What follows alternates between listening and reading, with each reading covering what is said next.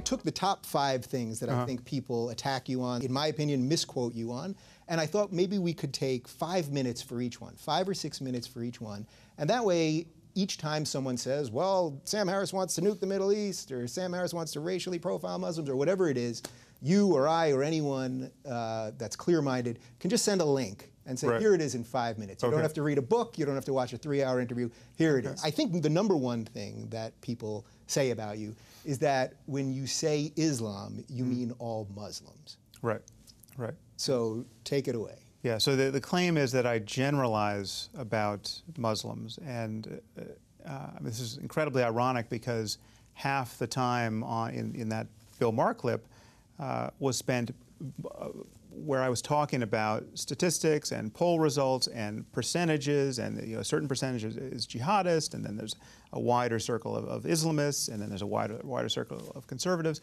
and so I never generalize about the Muslim world. And insofar as we have good data on the numbers of people who subscribe to various beliefs, then I'm always looking at those data, and so and everything I say about the problem of Islam and Islamism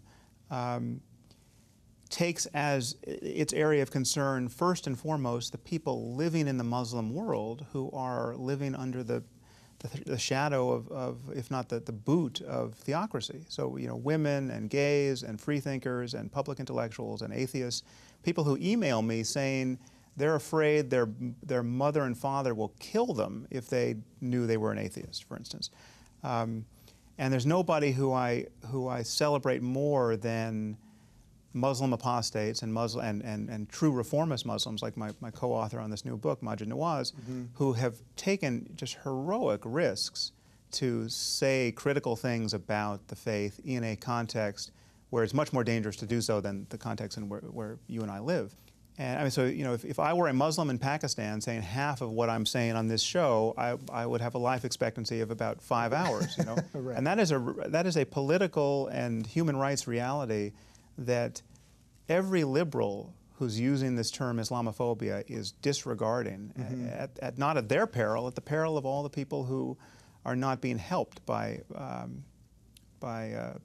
Westerners who could help, and non-Muslims who could help. And what non-Muslims can do is help in whatever way possible to make criticism of theocracy in the Muslim world safe to do. So yeah, no, I don't generalize, and I think, of course, there are millions and millions of Muslims who do not take the barbaric passages in the Quran and the Hadith seriously, and who are not wanting to kill apostates and don't want to throw gays from rooftops, and those are not the people I'm talking about. I mean, or if I'm ever talking about them in my criticism of religion, I'm talking about them in the same spirit that I talk about, Reform Jews or non-doctrinaire Christians who are not a real threat to anybody, but who may be bending public policy around in ways we don't like.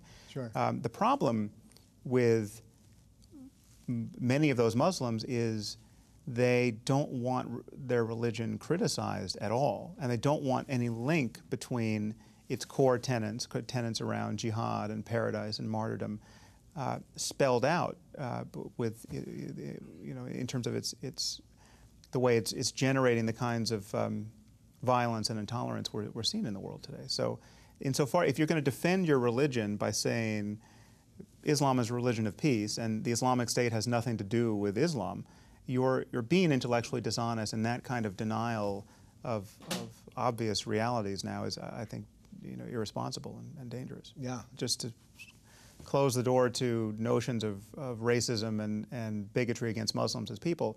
I mean, I think the apostates, the intellectuals, the women, the gays of the Muslim world are the most important people in the world right now. If we could give green cards to every real secularist in the Muslim world, I think they should just get to the front of the line. I mean, these are the people who need to be empowered, and so that's.